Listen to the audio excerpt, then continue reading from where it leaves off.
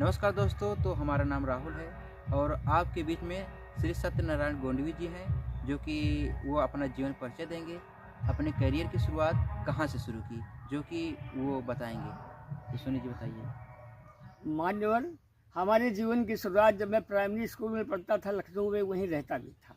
लेकिन मेरे मन में माँ सरस्वती की एक ऐसी अजीब कृपा जागती रहती थी कि मैं जहाँ भी आचार्य हजारी प्रसाद जी, अमृतलाल नागर जी, यशपाल जी और उसके बाद में ये सब लोग जाकर के जहाँ पर इनके काव्य पाठ होता था, जहाँ पर इनका प्रोग्राम होता था, मैं वहाँ इनको सुनने के लिए ज़रूर जाता था। पता नहीं क्या माँ सरस्वती की कृपा मुझ पर थी कि अलौकिक ये दिव्य प्यार मेरे जीवन में समाया हुआ था। मैं चलते फिरते यशपाल जी के सानिध्य में गया, अमृतलाल नागर जी के पास गया, चौक में गया। उसके बाद में फिर मैं पहुंचा भगवती चरण वर्मा जी के शरण में पहुंचा और मैं सभी से यही कहने लगा कि आप लोग इतने महान महान कवि हैं, महान महान लेखक हैं और आप में इतनी बड़ी महानता है, कृपया मुझे भी कुछ गीत कविता वगैरह लिखने का मार्गदर्शन करा दीजिए। मैं सबसे कहता रहा, सबसे मिलता रहा। अचानक एक दिन मैं भगवती शरण वर्मा जी के पहुंच गया, वो महानगर में चित्रलेखा सदन में पहुंच गया। मैंने अपना परिचय दिया, मैंने उनको प्रणाम किया।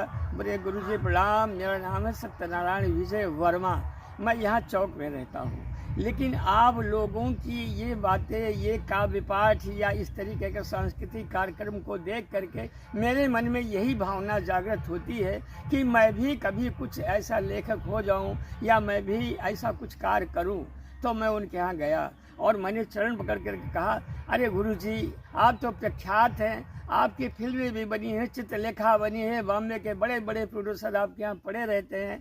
मैं आपके शरण में आया हूँ, मुझ पर इतनी सी कृपा कर दीजिए कि मुझे गीत कविता वगैरह कुछ लिखने का आधार बता दीजिए, ताकि मैं आगे आपके चरणों कमलों की कृपा से आगे मैं कुछ बढ़ सकूं, कुछ लिख सकूं, कुछ कर सकूं। फिर उसके बाद में मैं उनके पास जाने लगा तो उन्होंने अपने बच्चों से कहा कि ये बेटा काफ़ी दूर से आता है और मैं वर्मा हूँ, ये बच्चा भी वर्मा ही है, सत्यनारायण विजय वर्मा। तो ऐसा है, इस बच्चे को चाय पिला दिया करो, नाश्ता करा दिया करो, चौक से आता है, काफ़ी दूर से आता है और मुझे बहुत अच्छा लगता है। मैं ऐसे धीरे धीरे कविताएं लिखने का बताना शुरू कर दूँगा। तो कहने के बेटा ऐसा करो, तुम आधे घंटे के लिए सवेरे आ जाया करो, क्योंकि मेरे यहाँ काफ़ी भीड़ भाड़ रहती है, प्रोड्यूसरों की रहती है, ज़्यादा समय तो दे नहीं पाऊँगा, लेकिन मेरी दया तुम पर है और मेरे हृदय में तुम्हारे प्रति प्यार जागा है। मैं तुम्हारी सहायता करूँगा, मैं तुम्हें कुछ बताऊँगा। तो उन्होंने कहा कैसे तुकबंदी, कैसे क्या लिखा जाए, कैसे क्लिष्ट शब्दों में क्या लिखा जाए, ये कृपया हमको बताइए। तो वो उन्होंने 2-4 लाइनें हमको दी लिख करके और कहा, आप देखिए नवजीवन देखिए, स्वतंत्र भारत देखिए और देखिए बनारस का आज देखिए, इन अखबारों में उन कविताओं को देखिए जो कवि लोग लिखते हैं, जिनकी छपती हैं, कैसे छपती हैं, क्या कैसे लिखते हैं। और मैंने जो आपको आधार दिया उससे भी इसका वो कीजिए, तालमेल कीजिए और उनसे देखिए, सुनिए, कुछ टूटे फूटे शब्दों में आप लिखकर मेरे पास आया कीजिए और मैं आपकी ऊपर लेखन के लिए मैं दया करता रहूँगा, आप आइए बराबर। सुनील जी, आप हमें ये बताइए कि आपने आशिकी फिल्म कैसे पाई, आपको आशिकी फिल्म को किसने दिलवाया आपको? ये तो बहुत पुरानी बात है, आज की फिल्म की बात है, जो मैंने खुद डायरेक्ट किया और राइटिंग किया, सब कुछ किया। प्रथम सोपान में भगवती चरण वर्मा जी ने अपने चरण कमलों से मेरी रचनाओं का संशोधन करना, मुझे मार्गदर्शन कराते रहने से मैं बहुत आगे बढ़ा। तो उन्होंने कहा, बेटा जो तुमने ये रचना लिखी है अनोखा स्वप्न, मैं कहता हूँ, मैं इस पर सीरीज 5 होता हूँ, मैं इस पर अपनी साइन कर देता हूँ, लिख देता हूँ, जाओ ये तुम्हारी सेवाग्राम में छपेगी, तुम तुरंत कल भेज दो। तो मैंने उनको रचना उन्होंने पढ़ी, तो मैंने कहा कैसे क्या है, तो उन्होंने बताया। तो मैंने पढ़ा, दूर टूटे फूटे ऊंचे नीचे पिंड रूपी पठार से, उफ क्या है, शायद बारात आती है या दृश्य कुछ असंभव सा है, प्रत्यक्ष देखूंगा, हृदय से निर्णय लूंगा, चुप रहूं, आम रुवट की साख से लुच छुप कर देखा करूं, बैठा रहूं और देखूं, अरे नेहरू जी हैं, स्वर्गीय राष्ट्रपति राजेंद्र प्रसाद जी हैं, कैनेडी राष्ट्रपति राजेंद्र प्रसाद जी, जान पड़ता है स्वर्गीय भी गणराज्य दिवस मनाते हैं, असंख्य कर्ण राय हिमाच्छादित प्रत्येक और चांदी के वर्ग से लदी जान पड़ती है। और मैंने ये सब टाइटल था उसका अनोखा स्वप्न। जब ये सब मैंने उनके दिखाया तो मेरी ये रचना जो गई आज भी मेरे पास इसकी प्रति सेवाग्राम की मौजूद है, 1967 में छपी। तो वो रचना पर मुझे इंदौर से और कहीं लुधियाना से कहीं से लोग हमको कुछ न कुछ ये रचना सुन करके जो कि देश के प्रति थी और उनको अच्छी लगी, कुछ न कुछ हमको पारितोषिक वो मनी ऑर्डर के द्वारा भेजा करते थे, लो बेटा ऐसा तुमने बहुत अच्छी लिखी, मेरा दिल बाग बाग हुआ। फिर जब ये सीखते रहे तो उसके बाद में फिर बताते रहे, समझाते रहे। इसी तरीके से हजारी प्रसाद द्विवेदी जी की या सबकी कभी गोष्ठियाँ में ये था, वो श्री राम रोड पर वो क्या नाम है ग्रंथागार था, तो वहाँ सब लोग यशपाल जी, अमृतलाल नागर जी सब लोग जुटते थे। वहाँ अक्सर प्रोग्राम हुआ करता था रविवार को या बृहस्पतिवार को छुट्टी के दिन। तो वहाँ सीखते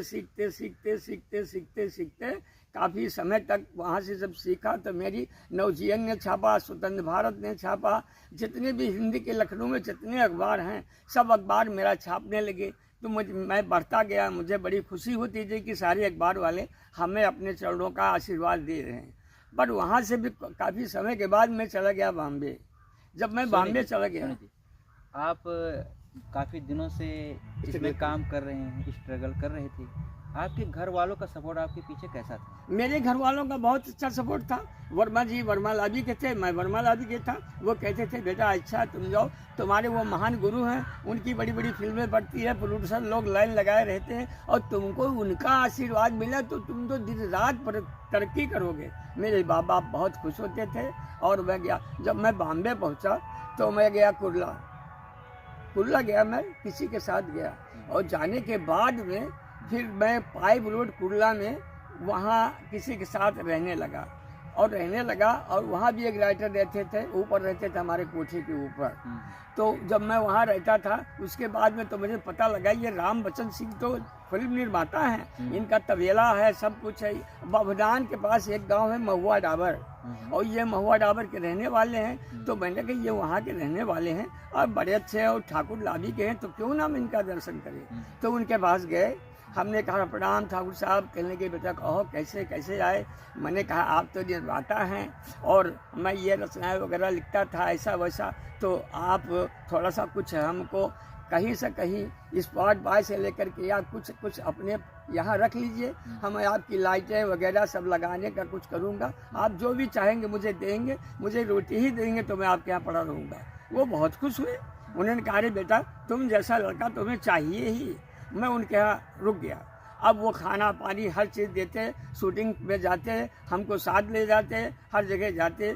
तो उन्होंने जानते क्या बनाया, जादूगर सैया, दुनिया ही दिल वालों की, पोस्ट मास्टर, कई फीचर फिल्में बनाई बड़ी बड़ी।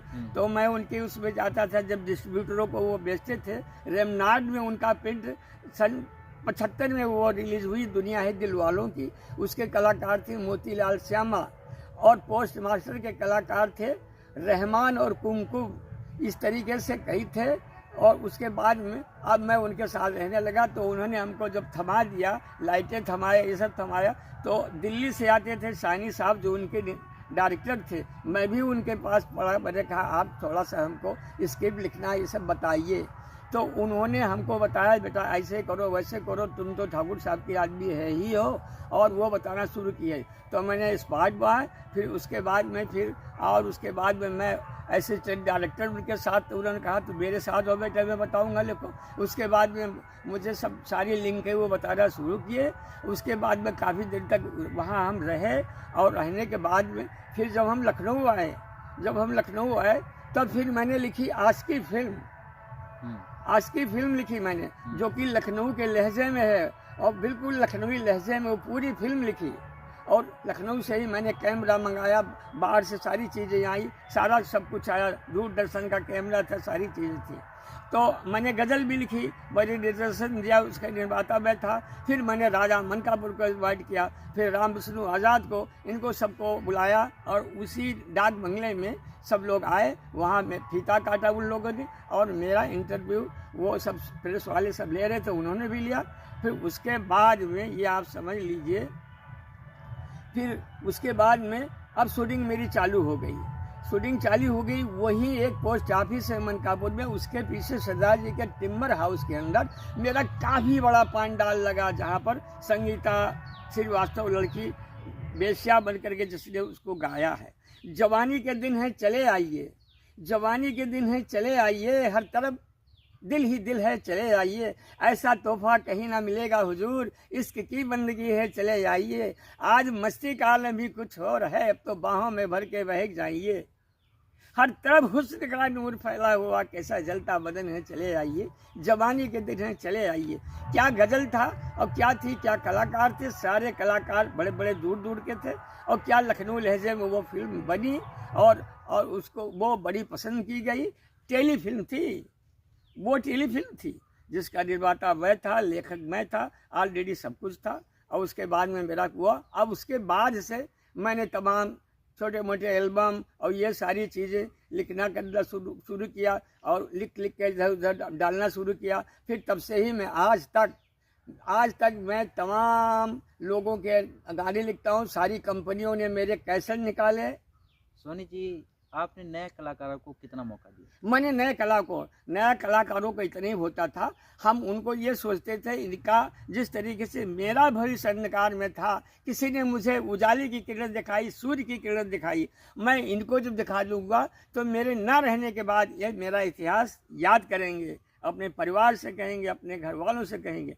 तो मैंने कहा बेटा ऐसा है, तुम मेरे पास आओ और उसके बाद में मैं तुम्हें बार बार ट्रायल दूंगा, तुमको कई बार बताऊंगा तुमको कैसे करना चाहिए। जब तुम मैं ये समझ पाऊंगा कि तुम बेटा इस तरीके से हो गया, तब मैं कैमरे के सामने तुम्हें लाऊंगा। सोनी जी, आप मतलब अपने कलाकारों को मतलब चार्ज कितना लेते थे, कितने पैसे लेते? नहीं, मैं किसी से मैंने कुछ नहीं लिया। फिर और उसके बाद में मैंने 15 साल तक ये भी चला, कुछ एक पैसा किसी से नहीं लेता था। पूछिए कि तो आप हमको देने वाले पैसे वाले पार्टी लोग जो शेठ धनी थे, वो कहते थे आप कीजिए, पैसा तो हम लगा रहे, हमें पैसा नहीं चाहिए। तो वो फाइनेंस करते थे, उन्हीं के पैसों पर मैंने ये इसको बना करके कंप्लीट किया। लगभग एक दिन में कितने ऑडिशन हो जाया करते थे उस समय? उस समय का हम आपको प्रिंट दिखा देंगे। 40 लड़के 30 लड़के आते थे, फिर हम उनको खड़ा करके एक लाइन से खड़ा करके बताते थे बेटा तुमको कैमरा नहीं देखना है, तुमको बाल में तेल लगा के नहीं आना है, तुमको किसी प्रकार से कैमरे के सामने बोलना नहीं है, आहट तुम्हारी आनी नहीं चाहिए, शांत जब हम कहेंगे रोलिंग एक्शन, तुम हमारी बातों का ध्यान दे करके जब तुम करोगे तो तुम आज के कलाकार, सीनियर कलाकार बन जाओगे। ये मेरी विधा रही है। सोनी जी, आपका शेड्यूल कैसा था उन दिनों?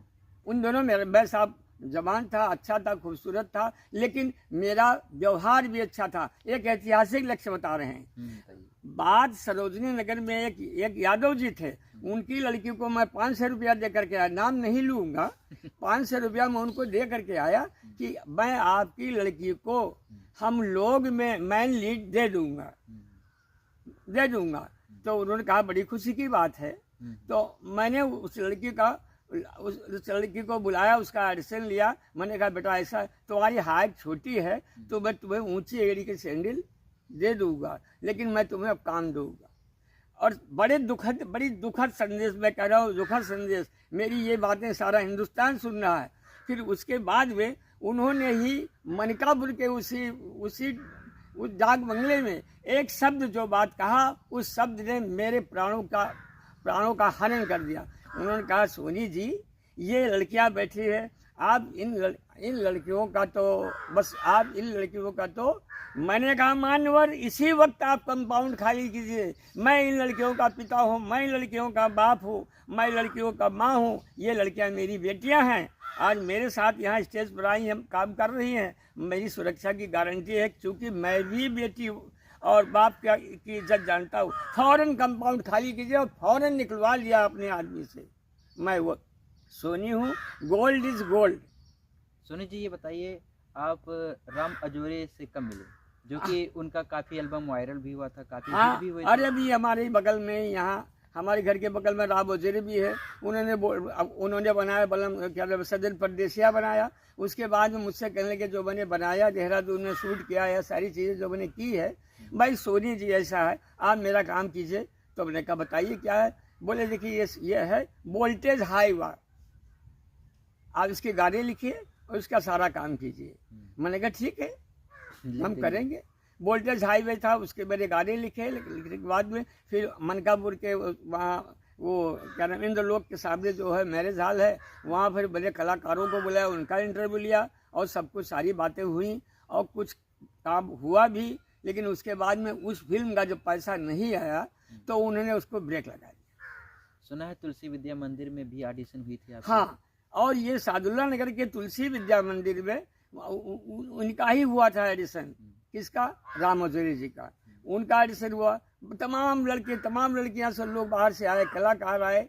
मैंने कहा बेटा ऐसा है, आप लोग सब हैं, हम किसी का दिल नहीं तोड़ेंगे, हम सभी का इंटरव्यू लेंगे, जिसमें जो सुधार की कमी होगी उसमें हम अपनी स्थिति का अवलोकन करते हुए सुधार करके आपको पेश करेंगे। लेकिन दुखद बात तो ये हुई, सब कुछ किया लेकिन उन कलाकारों में मौका नहीं, उनको इसलिए नहीं मिला कि वो फिल्म ब्रेक लग गई। सोनी जी, वोल्टेज हाई का ऑडिशन भी हो चुका था, फिर भी एल्बम की शूटिंग क्यों नहीं हो पाई थी? नहीं, शूटिंग इसीलिए नहीं हो पाई कि पिछला पैसा उनका लटका था दुकानदारों के पास, सदन परदेसिया का। दुकानदारों को जो उन्होंने अपने दिए थे, सीडी वगैरह दिए थे, तो वो पैसा वापस नहीं आया। तो एक तो वो उसमें उनका पैसा फंस गया था। उन्होंने कहा सॉरी जी रुकिए, अब हम रुक करके इसको करेंगे, तो वो रुक गया। आज भी जब आप अपना वो खोलेंगे मोबाइल तो झूठिस्तान की खबरें, मैं लिख रहा हूँ झूठिस्तान की खबरें, और उसके बाद वे भयानक जंगल का रहस्य, ऐसी तमाम एल्बम जो लगे हुए हैं आप खोल करके देखिए। और सोनी जी का ये सब चीज़ सोनी बोलते हुए भयानक जंगल का रहस्य देख लीजिए, और तमाम लगे हैं। और दिन रात हम काम करते रहते हैं। जो हमारे लोग हैं हमारे साथ हैं, वो इस तरीके से नहीं है, ना तो वो भिखारी है ना वो राजा है, लेकिन मेहनत कश है। हम में उनमें किसी प्रकार की लड़ाई झगड़ा नहीं होती है और ना कोई किसी से रूठता है। जो भी काम करते हैं मिलजुल के करते हैं और करते चले जा रहे हैं। अच्छा सोनी जी, ये बताइए कि ऑडिशन आपने ले लिया था, मतलब वोल्टेज हाई का, और फिर कलाकार आपको कांटेक्ट करते थे तो उनको ये लगता होगा कि आपने उनके साथ धोखा किया। जो कलाकार मेरे पास फोन करते थे कि सर ये बताइए आपकी वोल्टेज हाईवा क्या है। मैंने कहा सुन लीजिए बेटा, ऐसा है मेरी वोल्टेज हाईवा जो है पिछले बजट को डाउन हो जाने की वजह से इसीलिए रुकी है। जब उसका बजट आ जाएगा तो बेटे हम सबको काम देंगे, और हमने किसी से ना लिया एक पैसा और ना लेते हैं ना लेंगे। हम आप लोगों को उस रास्ते पर पहुंचा देंगे जो आज के बाद आप कहां से कहां तक पहुंच जाए, ये ईश्वर की कृपा और आपकी मेहनत। उस वाकया को हुए कम से कम 10-15 वर्ष हो चुके हैं। हाँ, इससे कम नहीं हुए। और हमारी वो रचना जो सेवाग्राम थी 1967 में छपी थी। और भी आपको बता दें 1999 में यही सहारा, हिंदी सहारा ने उमंग डेस्क में, आप देख लीजिए तारीख तो अब अभी इस समय हमारे जवान में याद नहीं है, उमंग डेस्क देख लीजिए, उसमें मेरा काफ़ी बड़ा प्रिंट है, मेरा जीवन पूरा परिचय है कि मैंने क्या क्या किया है भारतीय समाज उत्थान कल्याण सब। सोनी जी, हमने कहीं से सुना है कि आप बहुत अच्छा शायरी कहते हैं, शायरी की रचना भी की है। हाँ, मुशायरे में भी, हम ऑल इंडिया मुशायरे में भी जाते हैं, बुलाए जाते हैं। अब सुन लीजिए आप, मेरे सादुल्ला नगर में ऑल इंडिया मुशायरा हुआ, और कैफी आदमी बशीर, बद नूर, इलाहाबादी नूर, अंजुम और ये बेकल उत्साही, इंडिया के सारे सारे जितने भी कवि थे, महान राष्ट्रीय कवि, सब उस स्टेज पर आए। काफ़ी आदमी साथ थे, मैं भी इनवाइट था, और उसमें मेरा नाम है सत्यनारायण विजय सोनी गोंडवी, उसमें भी छपा हुआ, मेरा फोटो भी लगा है उस बड़े इश्तिहार में जो इतना बड़ा है। तो सुन लीजिए, फिर उसके बाद में सब लोग अपनी अपनी बातें अपने सारे लोग और कवि लोग अपनी सुनाते रहे। फिर उसके बाद में अनाउंसर ने मुझसे कहा अब आपके सामने सत्यनारायण विजय सोनी गोंडवी जी, जो कि यही सादुल्ला नगर के जिगनी गांव के रहने वाले हैं, वो अब आपके सामने अपनी कुछ बातें या अपना गीत या अपनी कोई भी चीज़ ये सुनाने जा रहे हैं, आप लोग सुनिए। तब मैंने ये पढ़ा था, कश्मीर से कन्याकुमारी तक ये हमारा नारा है, हिंदू मुस्लिम सिख ईसाई सबको देश ये प्यारा है। चीन अमेरिका पाकिस्तान से हमने प्यार बढ़ाया है, रूस के टुकड़े टुकड़े हुए पर प्यार न हमने घटाया है। कौमी एकता भाईचारे का पैगाम हमारा है, कश्मीर से कन्याकुमारी तक ये हमारा नारा है। तो कैफी आजमी साहब कहने लगे बेटे, तुमने तो अंतर्राष्ट्रीय मंच पर पढ़ी जाने वाली इस रचना को इस छोटे से सादुल्ला नगर में क्यों पढ़ा? इसका तुमने तो मर्तबा गिरा दिया। मैंने कहा, आजमी साहब मेरी बात को आप ध्यान से सुनिए, मैंने मर्तबा गिरा नहीं दिया, इस सादुल्ला नगर को आप लोगों को साथ मिला करके और अमर कर दिया। कहने लगे कैसे अमर कर दिया? मैंने कहा, जिस जगह सारा हिंदुस्तान मौजूद हो, आप एक कवि, आप लेखक होते हुए आपने क्यों निंदा किया कि यहाँ कुछ नहीं है? जहाँ सारा हिंदुस्तान मौजूद है उसको आप छोटा कैसे कहते हैं? सारे लोगों ने ऐसे ऐसे ताली बजा दी, ऐसे बजा दी। हमारे माननीय विधायक जी भी बैठे थे और लोग बैठे थे, एसपी साहब बैठे थे। अरे वाह सोनी साहब, वाह सोनी साहब, क्या बात कही। अब आप सोच लीजिए क्या मैंने गलत पढ़ा? एकता था, संघीय शक्ति सर्वदा थी, देश प्रेम था, भाईचारा था, सबको एकजुटाव में हमने ये पढ़ा था। क्या गलत है? तो सोनी जी आपसे गुजारिश है कि हमारे दर्शकों को जो आपने रचनाएं की हैं, जो गज़लें लिखी हैं, जो शायरी लिखी हैं, कृपया करके सुनाएं। वो जा रहे हैं देखते अनजान की तरह, कैसा अजीब ख्याल है इकरार की जगह, कैसा अजीब ख्याल है इकरार की जगह, वो जा रहे हैं देखते अनजान की तरह। हजारों रातें संग संग गुजारे हैं मेरे संग, हजारों रातें संग संग गुजारे हैं मेरे साथ, हुई कौन सी खता है ये गुमराह की तरह, हुई कौन सी खता है ये गुमराह की तरह, वो जा रहे हैं देखते अनजान की तरह। उनकी हर एक आरजू पूरी किया हमने, उनकी हर एक आरजू पूरी किया हमने, बर्बाद मोहब्बत का जश्न मनाते हैं कि उस तरह, बर्बाद मोहब्बत का जश्न मनाते हैं इस तरह। वो जा रहे हैं देखते हैं अनजान की तरह। दिल थाम के बैठा हुआ और सोचने लगा, दिल थाम के बैठा हुआ और सोचने लगा, सोनी खटाएं क्या किया इल्ज़ाम की तरह, सोनी खटाएं क्या किया इल्ज़ाम की तरह, वो जा रहे हैं देखते अनजान की तरह। आरजुओं की सम्मा जलाए रखिए, प्यार की नई बस्ती सजाए रखिए। आरजुओं की सम्मा जलाए रखिए, क्या बात, प्यार की नई बस्ती सजाए रखिए। कौन जाने कब कहाँ, कौन जाने कब कहाँ बिछड़ जाए कोई, कौन जाने कब कहाँ बिछड़ जाए कोई, हर समय ये इशारा संभाले रखिए, संभाले रखिए। आरजुओं की सम्मा जलाए रखिए। लैला मजनू और सीरी फरहाद की, लैला मजनू और सीरी फरहाद की, सोनी और महिवाल के प्यार की, वो कहानी क्या वाकया भुलाए रखिए, वो कहानी का वाकया लिखाए रखिए। लैला मजनू और सीरी फरहाद की, सोहनी और महिवाल के प्यार की, वो कहानी का वाकया लिखाए रखिए। यह जवानी का आलम है, बहकने का डर है, ये जवानी का आलम है, बहकने का डर है, कदम हर कदम पर बेवफाई का डर है, सोनी सोच समझ के कदम बढ़ाए रखिए। वाह। तो सोनी जी हमारे दर्शकों को एक दो शायरी और सुना दीजिए ताकि उनका दिल बाग बाग हो जाए, आपसे गुजारिश दिल से। दिल के हंसी उजाले सोया है गुलाबी नूर, दिल के हंसी उजाले सोया है गुलाबी नूर, चौदहवीं के चांद जैसा बुरे फितरतों से दूर, दिल के हंसी उजाले सोया है गुलाबी नूर। दिल चाहता है अपना, दिल चाहता है अपना इसे बाहों में उठा लें, दिल चाहता है अपना इसे बाहों में उठा लें, इस बेरहम दुनिया से इसे ले चलें कहीं दूर, इस बेरहम दुनिया से इसे ले चलें कहीं दूर। दिल के हंसी उजाले सोया है गुलाबी नूर। है कितना लाजवाब सवाब, है कितना है लाजवाब सवाब, लगे जन्नतों की हूर, ऐसी आज तक न देखी जैसी सामने भरपूर, ऐसी आज तक न देखी, जैसी सामने भरपूर, दिल के हंसी उजाले, सोया है गुलाबी नूर। सोनी गजब के हुस्न को, सोनी गजब के हुस्न को कुदरत ने बनाया, सोनी गजब के हुस्न को कुदरत ने बनाया। संगमरमरी बदन है अभी हर गमों से दूर, संगमरमरी बदन है अभी हर गमों से दूर, दिल के हंसी उजाले, सोया है हंसी नूर। मैं आप सभी दर्शकों से ये निवेदन करता हूँ कि मेरे टूटे फूटे शब्द जो थे वो मैंने आपके सामने पेश कर दिए, और यदि मुझसे कोई त्रुटि हो तो आप लोग मुझे माफ़ कर दीजिएगा। मैं किसी बड़पन की बात नहीं कर रहा हूँ, मैं बात वो कर रहा हूँ, नैतिक बातें कर रहा हूँ, जो मेरे जीवन की घटनाएं थी, मेरे जीवन का जो इतिहास था वो मैंने आपके सामने पेश किया।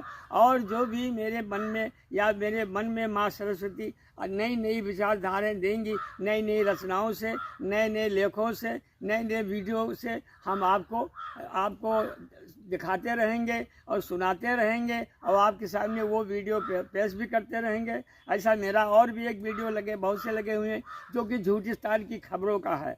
जब आप खोलेंगे तो आप कहिएगा झूठिस्तान की खबरें हैं, भयानक जंगल का रहस्य, हमारे बहुत सारे लगे हुए हैं और यूट्यूब पे लगे हैं। आप खोलिए और देखिए, और मुझे बड़ी खुशी होती है कि जो आप मेरा साथ दे रहे हैं, मेरे सामने बैठ करके मुझे देख रहे हैं और मेरी बात को सुन रहे हैं। आप सभी का कोट धन्यवाद।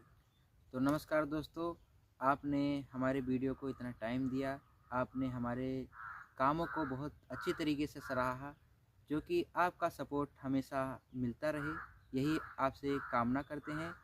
और अगर ये सब चीज़ें फिर से आपको देखना चाहते हैं तो हमारा यूट्यूब चैनल है जिसका नाम द विलेज वाइब्स है, और इसे सब्सक्राइब कर लीजिए। सोनी जी हमारे बीच में ऐसे ही गज़लें लाया करेंगे, आपका मन बहलाया करेंगे। तो सोनी जी कुछ कहिए इस विषय में।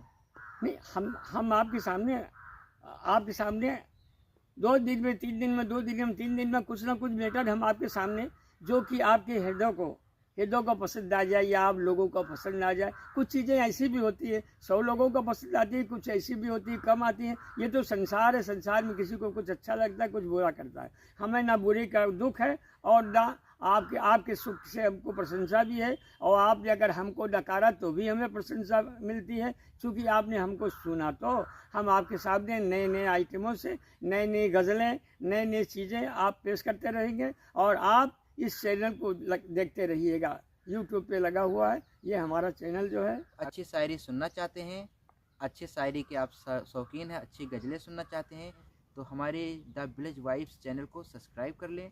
और सोनी जी हमारे बीच में ऐसे ही आया करेंगे, आपको मन बहलाया करेंगे, और ऐसे ही हमारा सपोर्ट बनाए रखिए। धन्यवाद।